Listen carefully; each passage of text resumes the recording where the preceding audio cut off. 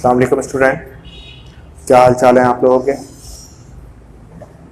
Depreciation का topic लेंदी हुआ है काफ़ी, और इसको लेंदी मुझे रखना भी था क्योंकि मोस्ट इम्पॉर्टेंट टॉपिक मैं पिछले लेक्चर में इसका रेफरेंस आप लोगों को दे चुका था। बहुत इंपॉर्टेंट टॉपिक है ये हमारा, बहुत इंपॉर्टेंट चैप्टर है, मोस्ट इंपॉर्टेंट चैप्टर है। अच्छा, लेक्चर नंबर 18, लेक्चर नंबर 17 में मैंने एक क्वेश्चन आप लोगों को कराया था जिसके अंदर मशीन की कॉस्ट गिवन थी और पहले से एक डेप्रिसिएशन उन्होंने निकाल के दिया हुआ था और हमें फिर आगे वाले सालों का डेप्रिसिएशन निकालना था।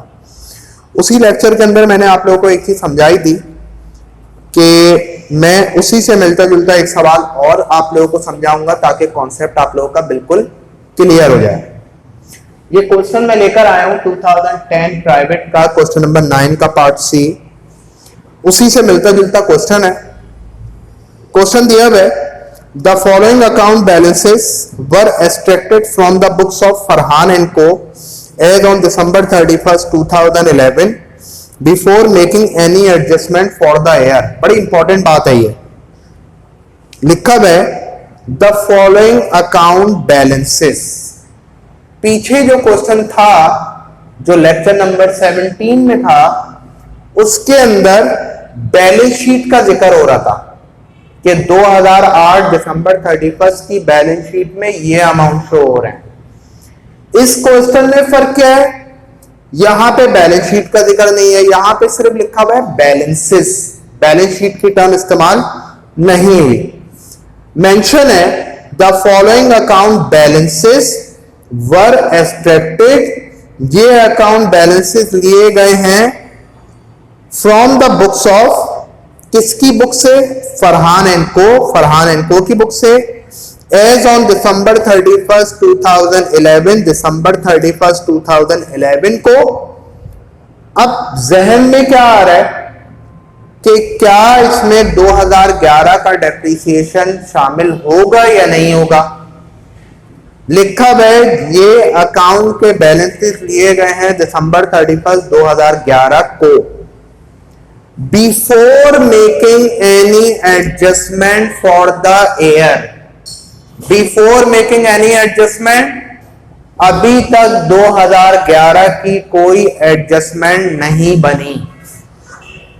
इसका मतलब यह हुआ कि अभी तक 2011 का डेप्रिसिएशन कैलकुलेट नहीं हुआ। इसका मतलब क्या है, अभी तक 2011 का डेप्रिसिएशन कैलकुलेट नहीं हुआ क्योंकि लिखा हुआ क्या है, December 31st 2011 के ये बैलेंसेस हैं। Before making any adjustment, depreciation कब कैलकुलेट होता है, साल के आखिर में, साल के आखिर में। लिखा हुआ है before making any adjustment for the year. अभी तक 2011 इसकी कोई एडजस्टमेंट नहीं बनी, यानी कि इसका अभी तक डेप्रिसिएशन कैलकुलेट नहीं हुआ। Machine cost purchase on April 2009, machine की कॉस्ट है जो कि इन्होंने अप्रैल 2009 को खरीदी है। डेट मेंशन नहीं है अप्रैल में किस तारीख को खरीदी है, तो हम एज्यूम क्या करते हैं कि ये महीने के शुरू में खरीदी है, ये महीने के स्टार्टिंग में खरीदी है। मशीन की कॉस्ट है अप्रैल 2009 को खरीदी है 3 लाख रुपए की। मशीन का अलाउंस फॉर डेप्रिसिएशन है 50,250। और ये बात याद रहे कि 2011 का डेप्रिसिएशन अभी कैलकुलेट नहीं हुआ, तो ये जो डेप्रिसिएशन इन्होंने क्वेश्चन में दिया हुआ है 50,250 रुपए, ये 2010 तक का डेप्रिसिएशन है क्योंकि 11 का डेप्रिसिएशन अभी तक कैलकुलेट नहीं हुआ है। क्वेश्चन से हमें ये पता चला है। लिखा हुआ है the company uses the diminishing balance method for computing depreciation charges at the rate 10%। Company diminishing balance method use करती है, 10% रेट अप्लाई करती है। The accounting year closes December 31st, company का अकाउंटिंग ईयर एंड होता है December 31st को। Requirement है what will be the amount of depreciation expense for 2011। 2011 का डेप्रिसिएशन बताएं कितना होगा। शो कंपटीशन, कंपटीशन शो करें। ये पहली रिक्वायरमेंट हम लोग कर लेते हैं।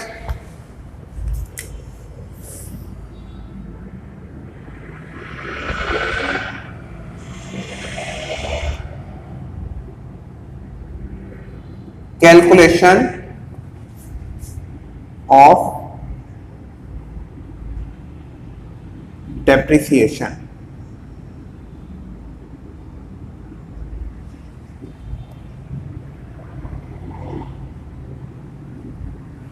ईयर लिखना चाह रहे हैं, लिख लें 2011।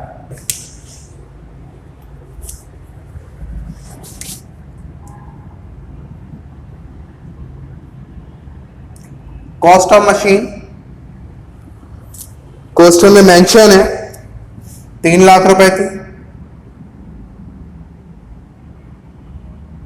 क्योंकि डिमिनिशिंग बैलेंस मेथड है और पहले से डेप्रिसिएशन एक कैलकुलेट हुआ हुआ है, तो उसको यहां से हम पहले माइनस करेंगे ताकि हमारे पास बुक वैल्यू आ जाए। अलाउंस फॉर डेप्रिसिएशन, ये डेप्रिसिएशन हमारे पास दिया हुआ है 2010 तक का, क्योंकि 11 की अभी तक कोई एडजस्टमेंट पास नहीं हुई थी। डेप्रिसिएशन गिवन है 50,250, इसको माइनस करेंगे 2,49,750, ये आ गई हमारे पास बुक वैल्यू।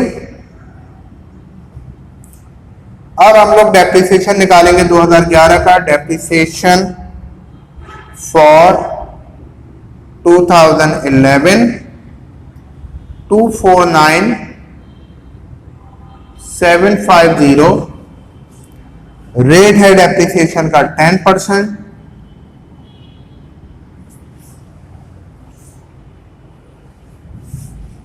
तो ये आ जाएगा अमाउंट 24975।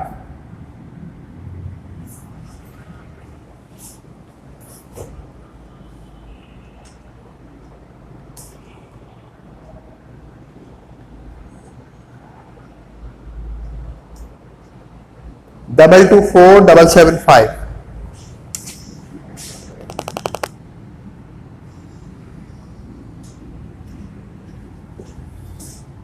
दो 2011 का डेप्रिसिएशन निकालना था, ये आ गई हमारे पास book value.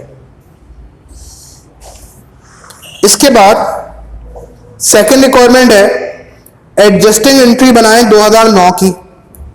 Adjusting entry 2009 question के हिसाब से मशीन इन्होंने कब खरीदी है? 2009 में। मशीन इन्होंने खरीदी है अप्रैल 2009 में। तो 2009 का हम लोग डेप्रिसिएशन निकाल लेंगे। रेट हमें गिवन है,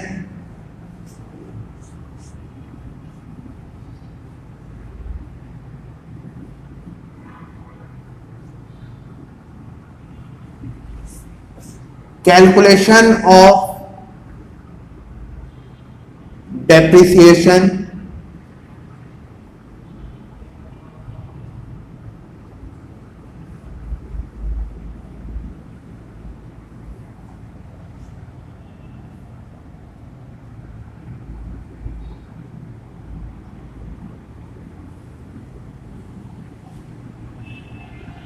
टू 2009।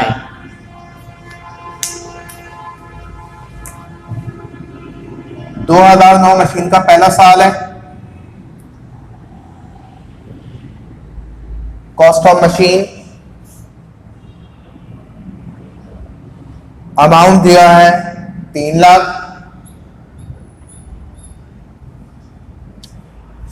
इसमें से लेस कर देंगे डेप्रिसिएशन फॉर 2009। ये बात ध्यान में रहे, 2009 मशीन खरीदी थी, पहला साल है मशीन का। 3 लाख 10%।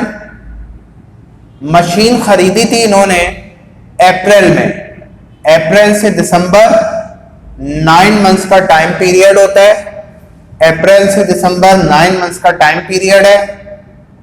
9 मंथ्स का डेप्रिसिएशन देख लेते हैं कितना आ रहा है।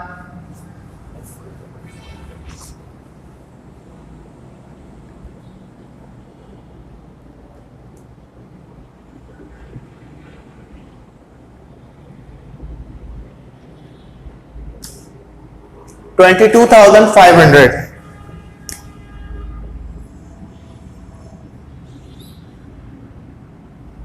इसको माइनस कर देंगे 2,77,500। ये हमारे पास डेप्रिसिएशन आ गया 2009 का। एक चीज जहन में आती है, क्वेश्चन दिमाग में आता है कि सर पहली रिक्वायरमेंट में 2011 का डेप्रिसिएशन पूछा है, दूसरे में 2009 का पूछा है, तो हम प्रॉपर वे में क्यों नहीं निकाल ले डेप्रिसिएशन? 2009, 10, 11 तीनों सालों का निकाल लें, क्योंकि हमें कॉस्ट पता है, हमें रेट भी पता है, हमें यह भी पता है मशीन कब खरीदी है। 2009 का निकाले, फिर 10 का निकाले, फिर 11 का। रिक्वायरमेंट इन्होंने अलग अलग दी है। पहली रिक्वायरमेंट में बोला है डायरेक्ट 2011 का निकालें, तो हम अकॉर्डिंग टू क्वेश्चन चलना है। पहली रिक्वायरमेंट में डायरेक्ट 2011 का डेप्रिसिएशन पूछा है, तो डायरेक्ट मैंने 2011 का डेप्रिसिएशन निकाला है। सेकंड में इन्होंने पूछा है कि अब 2009 का निकाल के दिखाएं, तो 2009 का निकाल के दिखा दिया। इसी तरीके से आपको इसको सॉल्व करना है। तीसरी रिक्वायरमेंट है अलाउंस फॉर डेप्रिसिएशन का टी अकाउंट बनाना है। लिखा हुआ है prepare allowance for depreciation machine account. Allowance for depreciation machine का टी अकाउंट बनाना है दिसंबर 31, 2011 को। टी अकाउंट बना लेते हैं।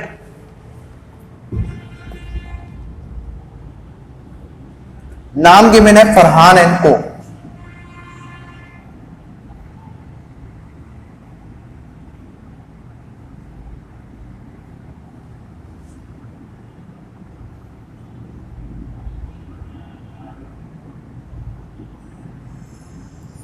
Journal ledger,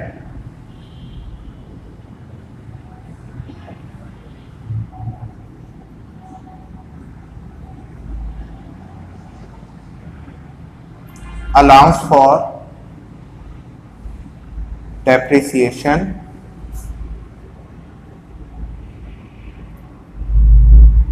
account.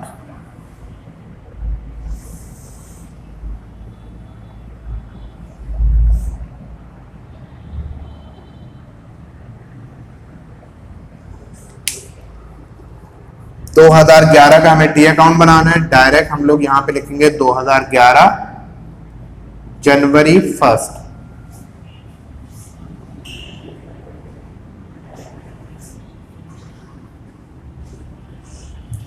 2011 जनवरी 1 को 2010 से इनके पास डेप्रिसिएशन ब्रॉड फॉरवर्ड होके आया था। जो भी पहले का डेप्रिसिएशन था 50,250, उसको ये ले लेंगे बैलेंस ब्रॉड फॉरवर्ड। ये बैलेंस था इनके पास 2011 का जनवरी 1 का बैलेंस ब्रॉड फॉरवर्ड, जो कि क्वेश्चन में हमें दिया हुआ था, जो कि इनके पास ट्रांसफर होके आया था 2010 से। उसके बाद 2011 का इन्होंने अपना डेप्रिसिएशन कैलकुलेट किया 24975। इसका क्रॉस रेफरेंस आ जाएगा depreciation expense 24975।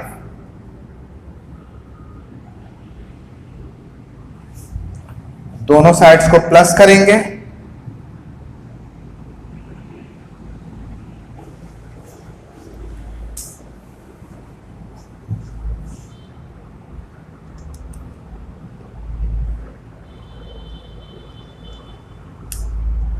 Seven five double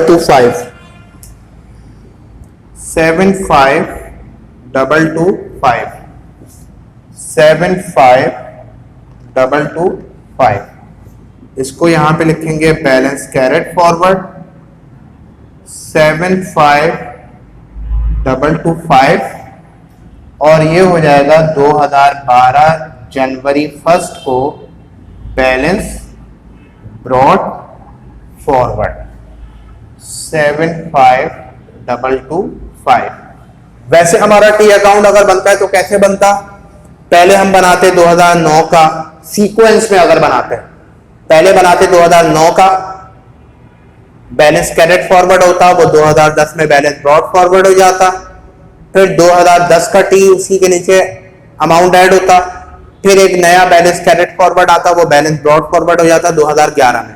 हमें डायरेक्ट 2011 का टी बनाना है, तो हम लोगों ने पहले पिछले साल तक का जो भी बैलेंस था उसको मैंने यहाँ पे बैलेंस ब्रॉड फॉरवर्ड लिया और उसमें 2011 का अपना डेप्रिसिएशन जो अभी हमने पहले रिक्वायरमेंट में निकाला था उसको क्या कर दिया, ऐड कर दिया। डायरेक्ट अगर आपको दूसरे या तीसरे साल का टी अकाउंट बनाना होगा तो आप हमेशा इसी तरीके से बनाएंगे। अगर आपको डायरेक्ट दूसरे या तीसरे साल का टी अकाउंट बनाना है आप ऐसे ही बनाएंगे कि पहले आप पिछले साल का बैलेंस ब्रॉड फॉरवर्ड लेंगे और उसके बाद उसमें इस साल का अमाउंट ऐड करेंगे।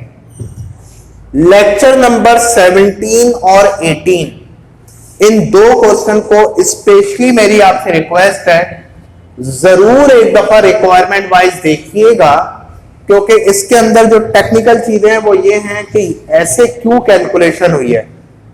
ये दो वो सवाल हैं जिसके अंदर हमें पहले से डेप्रिसिएशन का अमाउंट गिवन था, मेथड था डिमिनिशिंग, हम लोगों ने डायरेक्ट दूसरे या तीसरे साल से डेप्रिसिएशन कैलकुलेट करना शुरू किया। दोनों क्वेश्चन दोबारा देखिएगा, रिक्वायरमेंट देखिएगा, खुद बैठ के इसको थोड़ा सा समझने की कोशिश कीजिएगा। इंशाल्लाह उम्मीद है कोई प्रॉब्लम नहीं आएगी। फिर भी अगर कोई इन दोनों क्वेश्चन में प्रॉब्लम हो तो व्हाट्सएप पे मुझसे कांटेक्ट कर लीजिएगा। प्रॉब्लम ज्यादा हो तो बेहतर यह है कि कॉल कर लें, लेकिन जब कॉल करें तो 5 ईयर आपके पास मौजूद हो ताकि आपको समझाने में आसानी हो। इंशाल्लाह ताला फिर लेक्चर नंबर 19 के अंदर एक डिफरेंट क्वेश्चन के साथ हाजिर होंगे। मोस्ट प्रॉब्ली 1-2 लेक्चर्स के बाद हमारा ये चैप्टर वाइंड अप हो जाएगा। अपना बहुत ख्याल रखिएगा। अल्लाह हाफिज।